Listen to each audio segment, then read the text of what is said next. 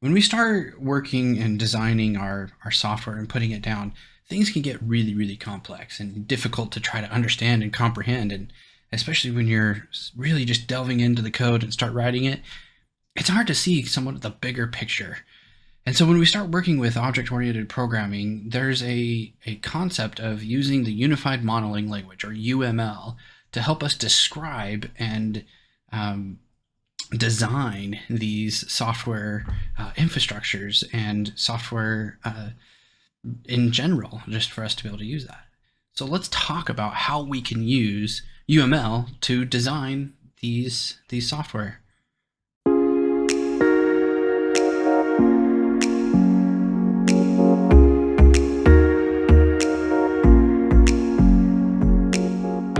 UML was created to visualize our software development of the object-oriented programming code. UML has several different types of diagrams, lots of them. Some of them including activity, class, component, object, package, sequence, state machine, use case, so many more.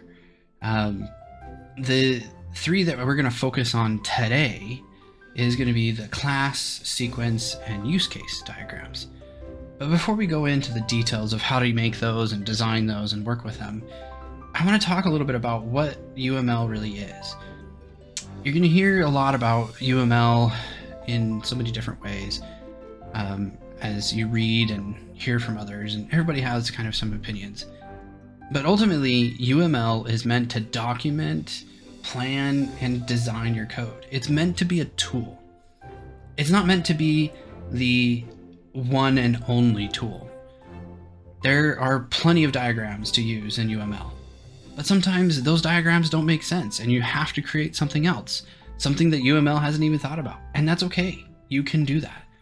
UML is just simply a tool for us to be able to understand and be able to figure out how these complex systems, these complex software code interacts and works with each other, and how to design them and organize them in such a way that we can be able to develop them and put them together.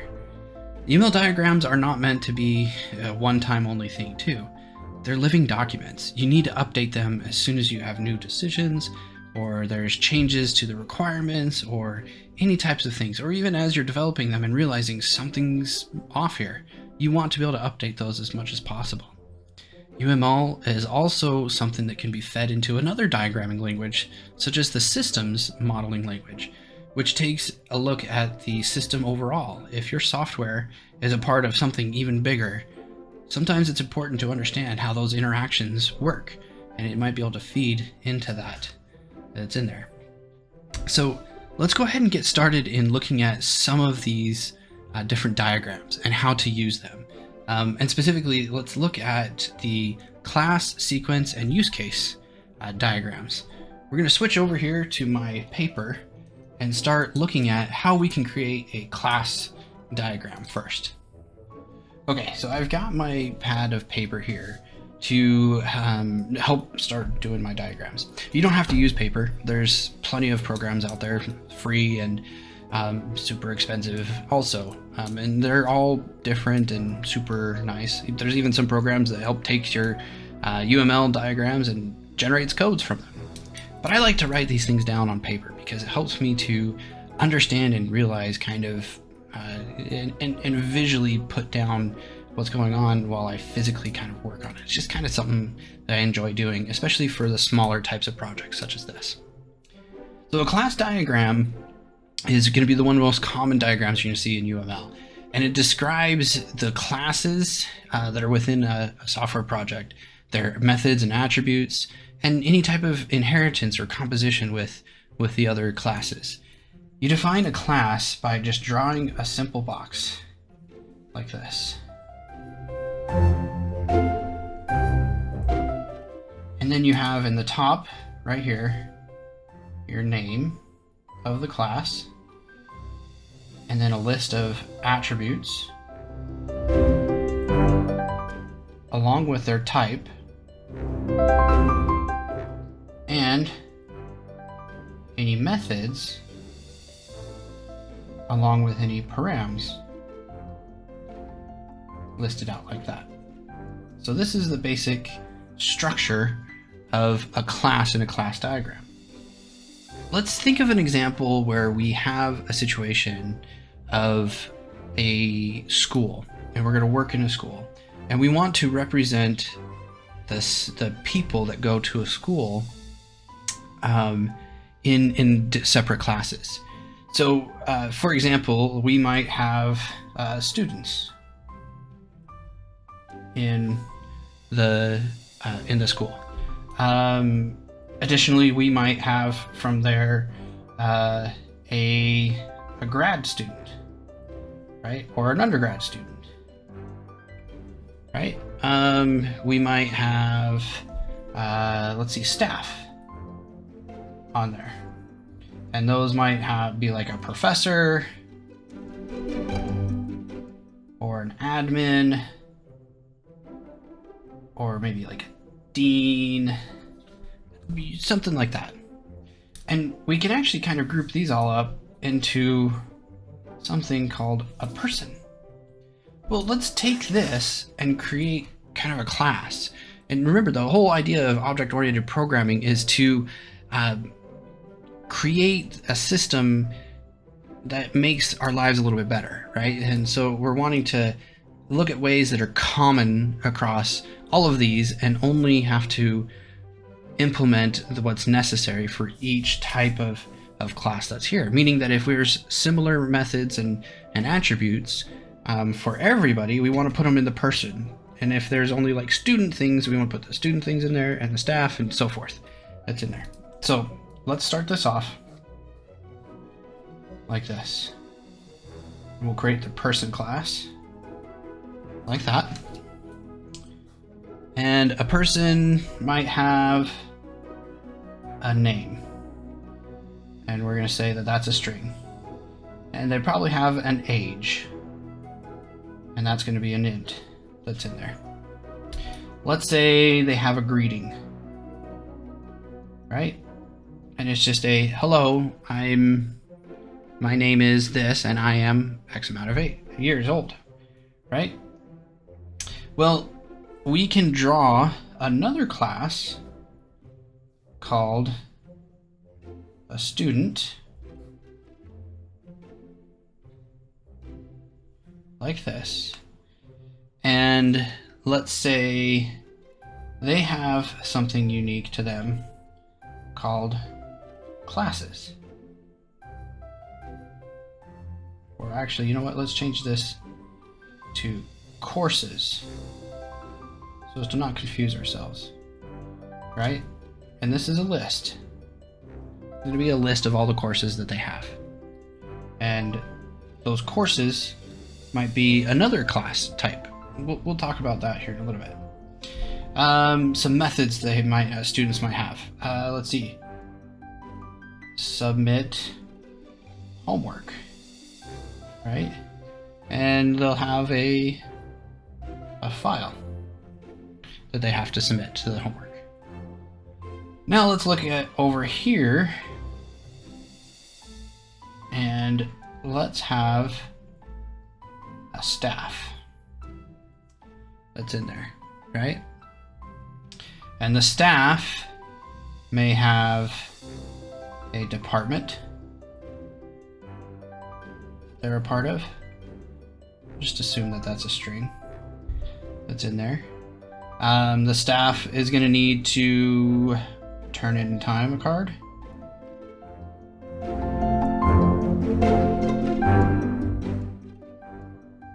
With hours. That's in there. Now, how do we create an association between the student and the staff, or between a person and a student and a person and a staff? Well, we can do this because we know that this is inheritance.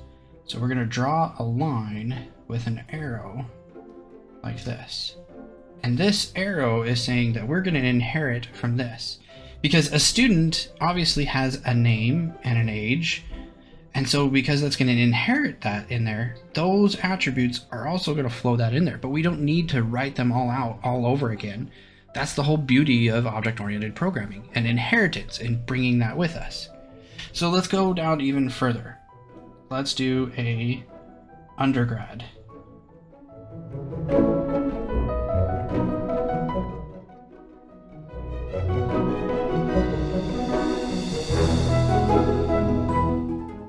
And an undergrad might have a, you know what's another one? Let's do a GPA here, right? And that's going to be a float for student. But let's see, an undergrad might have something an undergrad would have instead.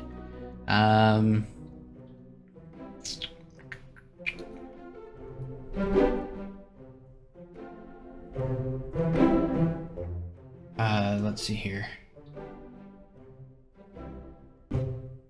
Can't think of anything. Let's do the grad student, and this is fine. This is actually kind of a part of why we do this, is to kind of have an understanding. Maybe we don't need to have this separation there, and we can remove that.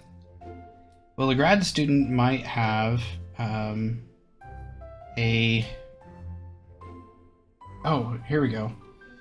A degree type, right? And a grad might have a degree as well, but I'm just going to say that they have a, hang on, grad type in there.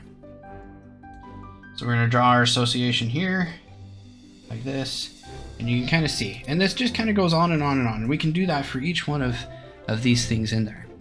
Again, the most important part is you have an element of the name, the properties or attributes, and the methods outlined with her that's in there. And then you use arrows to denote inheritance for that. Let's do the next thing, which is a sequence diagram. So a sequence diagram captures behavior of a specific scenario in sequential steps. And it's used to show the interactions of different objects.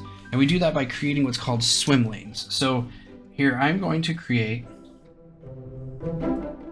a student class right here, instance. So this is a student. So remember, this is an object. This is an instantiated class that's in there.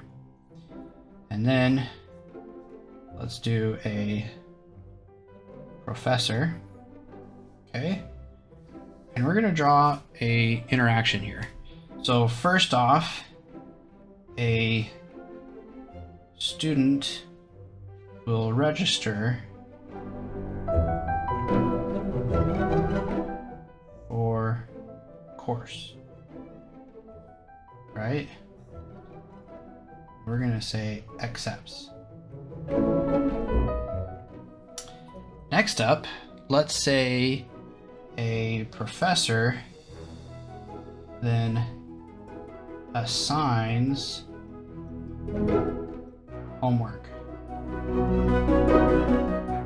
We're going to say that then this is going to be grades. Oh, submits homework, sorry.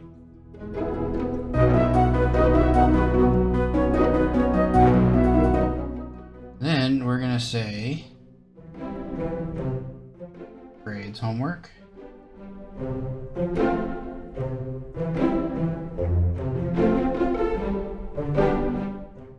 And then we're going to say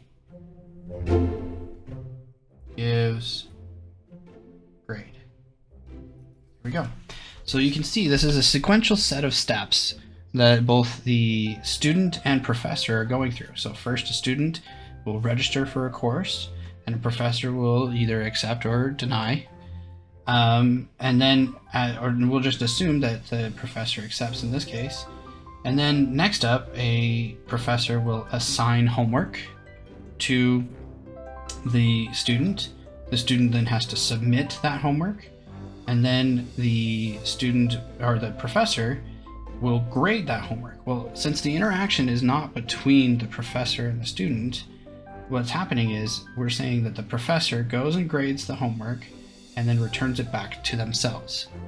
Then finally, it gives that grade right back to the student. So this is a sequence diagram. It's showing the sequential steps of the things with it. Finally, we're going to talk about use case diagrams. It's important to understand first off what a use case is. So a use case is a way of describing different interactions between an actors and software. And you may think, oh, well, that's what we did with a sequence. Well, a sequence diagram is more about the interactions between different objects of a software. An actor is actually the role of an external user. And that might be a machine or other software or a human, but it's outside of the control of the software or system that we're designing. And they are operating our system or software.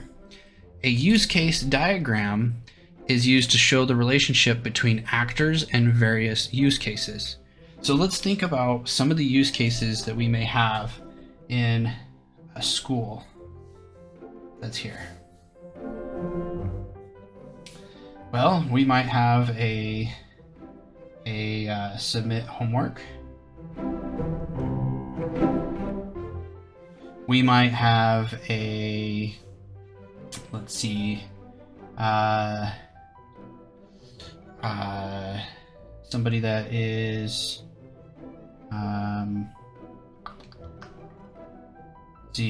go to course. We might have something along the lines of, how about, let's see, at a school, we might have to, trying to do some basic, let's see, register for a course.